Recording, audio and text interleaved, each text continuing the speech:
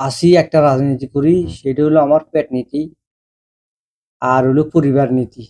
বাইরে ভাই, যে একটা অবস্থা চলতে আছে, আমি জাস্ট শয়তানি করি ওকে ভিডিও বানাইছিলাম।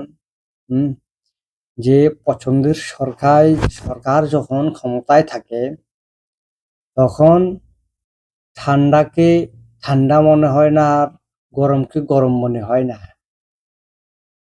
যতই গরম লাগুক, গরম মনে হয় না।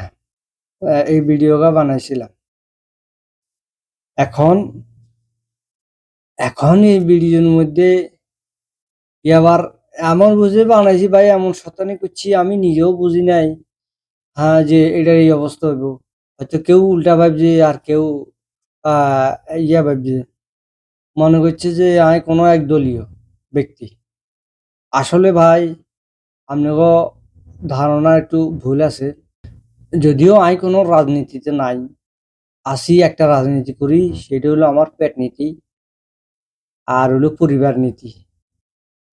আমি কামাই রুজি যাই করি, নুন ভাত পরিবারে খাওয়াই, নিজে খাই, পরিবারও কামাই রুজি করে, বাপ আছে দুইশা কামাই রুজি করে। তো অত কিছু বাবার দরকার নাই ভাই। আর বাংলাদেশের রাজনীতি মানে তো হইলো সার্কাস।